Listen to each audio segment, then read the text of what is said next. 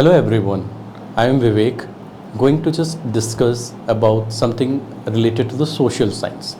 Today we will be discussing how we can make social science as a fun.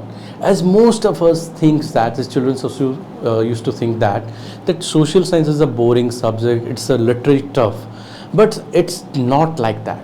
If we understand the concept or the thing, that what is the basic thing is there and how we can use it in a fun way, it will be easy.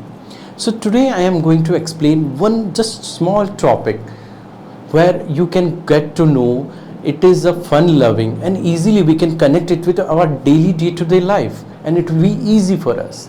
Let's start with it. Today we are going to start the sector of Indian economy. So whenever we used to discuss and tell about the economy, the only thing, the common way a common people can understand the economy terms relate to the money. Means whatever we are earning money, the money already play an important role in our life and as a part of our economy. So whenever we used to discuss that money play an important role, how we used to earn money. So everyone used to know that I am doing the work, I am earning the money. A person, a beggar, a shopkeeper, a farmer, a goldsmith, everyone is earning money. But how they are earning money, that's the important thing. So we need to understand what are the types of works they are doing and how it will be helpful for them. Let's see. So all over, whatever the works are there, like people are doing the works, these are categorized in three major categories. Basically, now, if we are going for higher standard, we will be getting more details about it. For as of now, we will be studying about the three major category. First is the primary category. As you can see in the primary categories, I prepared one diagram of a tree and an animal. You can see I prepared a tree and an animal. This shows that a person who is working with the nature, means a farmer who is doing farming, animal husbandries who is just rearing animals, that can be a cow, that can be a goat, that can be a hen, to get the animal products is come under the primary sectors, and that's the reason because they are directly connected to the nature. That's the reason they are called as the producers, and this is the primary sector. Once the primary sector is done, means a farmer who is doing the farming, imagine a person is doing farming, is having a big land, he is just farming mangoes. The mangoes is being produced and then these mangoes he want to sell it to someone. Now we are going to market and we are getting lot of products in the markets which is made out of mango. It can be a pickle, it can be a juice, it can be anything. Now whenever we are talking about these juice and everything which is coming from the factory or shop, we are getting it, these are actually coming from the nature itself. So when we are talking this is coming from the nature itself, so the nature doesn't give us directly a juice packet which we are using directly. So somewhere it need to be processed, means it need to be changed, and that is being done in the secondary sector. Means a person, just imagine this is a farmer, this is a farmer who is producing mango, These farmer will sell those mangoes to a secondary sector industry, a food processing unit who will be processing it as a juice or pickles. Now these industry, to get those things, definitely they have to contact the farmer. How they will contact? Can anyone guess? Yeah, it's true. It's none other than our telephone. We are calling them, we are just sending emails that we want these many orders. So they will call the farmer, inform that I am having a factory and I need XYZ quantities of mangoes to produce this quantity of juices. Then the farmer will be informing that whatever quantity he will be having, he will inform them. After their negotiation will be done, this farmer will be sending those mangoes to the factory, and in return those factory owners will be sending the money because he will be earning the thing. That's a part of economy. Now the secondary sector is the manufacturing. That's the reason it is called as manufacturing, because they are not using the direct products. You can see mango is the direct, we are purchasing it from the like the farm or market direct. Mango is the primary sector, we count it as a primary sector. But the juice which we get in the market, or the pickles which we get in the market, we purchase it, that's come from the secondary sector, because it is being processed, it is being cut, it is being, like if we're making pickles, we put masalas, salt, everything's that's come under the secondary sector. Same way, while transferring these things, another sector is there, like the person, the farmer won't take each and everything and go and give it to the industries. He will be contacting any transporters like a truck or any vehicle. That vehicle person will be taking all these things from his farm to this industry. So this also play important. At the same time, when this person, company or industry want to pay the farmer, they will be transferring the money via bank. That bank is also a part of tertiary. So here we saw that primary sector is producing some goods. Obviously, secondary sector is also producing some goods. But when we are looking into the tertiary sector, which is the third sector, means the transportation, the banking, they are not producing any goods, but they are giving us services. These services are very much important in our life. Have you know that whatever the work, like if we are going in our surrounding, we can find many such activities are there which come under the tertiary sector. Just recall, like last Sunday, if I went to any of the hairstyler or like any person like barber to cut your hair, to get a new hairstyle, he just gave you a service. Whenever you are not feeling well, you are going to a doctor to get diagnosed, okay, I'm having some disease, or he just check it out, like okay, and he will just give you the medicine, he will prescribe you. That is a service.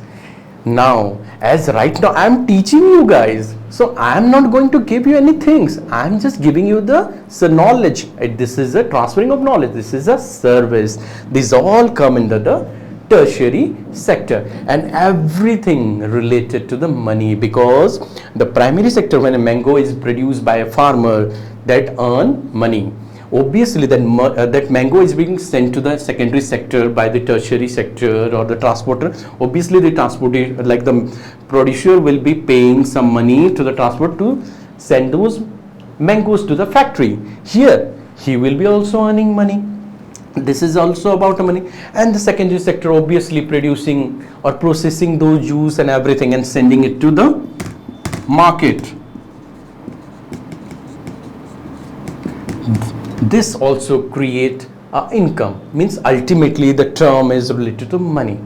Now when we are talking about the whole country, whole nation or world, so we have to understand these all are earning money, but one product is circulating everywhere. So how can we know, or how can we calculate that a country is having what amount of income? How can we calculate? Because the same mango is being circulating here.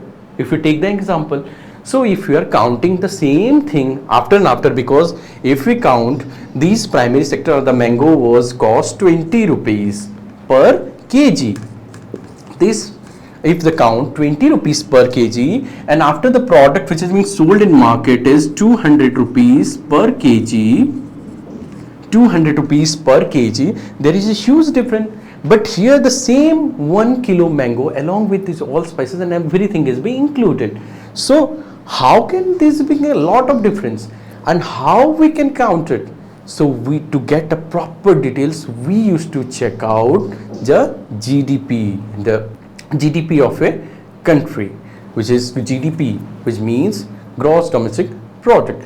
And this gave us a detail about how much a country is earning, means how much a country is earning in a financial year. That is the final goods and services. That doesn't included these intermediary goods. Now, as we were discussing about the GDP, the gross domestic product, and we were discussing about the same mango which start with rupees 20 per kg and being sold in market at 200 rupees per kg. So how we will be calculating? Because if at the end, if the farmer tell I sold 20 rupees per kg mango, his income is 20 rupees. Here in the tertiary sector, the vehicle owner will be telling, if I have sent it and I earned 10 rupees for these product, and at the same time the industries, the manufacturing sector, they will, we have earned 200 rupees. A person will be calculating 20 plus 10 plus 200 and will be showing it is 230. Is it correct? No, this is not at all correct, because when we are talking about these 200 already include these 10 and 20, means it's are the intermediary product. Let me give you one example. We have, like, every time whenever we used to go outside to have some samosas and all, how much we used to pay? 10 rupees, 20 rupees. Let's take it, like for that one samosa we used to pay 10 rupees. This is a samosa, we are paying 20 or 10 rupees or 10 rupees per piece. Let's take it example. Is in samosa, these samosa already include many things. These 20 rupees is the final cost. This include the flour, like whichever ingredients we are using. That can be the maida, that can be the salt, that can be the oil, that can be the masala, including the labor charges. Everything include, and it's finally it's come about these price. So we're not going to count the earlier, like if a grocery shop had sold a person who is having a cafe, who is preparing samosas and 20 rupees. So for that 20 rupees we are going to pay. Same way, like if you are taking a cup of tea that is being charged 10 rupees, you, whenever you are going to pay, you never count like, okay bhaiya, that chai or that tea is okay, here milk is of 5 rupees, 1 rupees of sugar, tea leaf for 50 paisa. We never segregate, we used to give them the 10 rupees. The 10 rupees include each and everything. So the GDP is nothing but it's overall in a country's income that's come, not intermediary products, means it include all, and means that's the reason it's called final product. So GDP details in a financial, it is counted in a financial year, not in random way. So in a financial, GDP is counted as a total income, means the final income of a country from all services and goods in a financial years, that's counted in a GDP. Thanks a lot. Hi everybody, this is Kiriti Damaraju. Like, share and subscribe to Syera TV. Oh, Syera!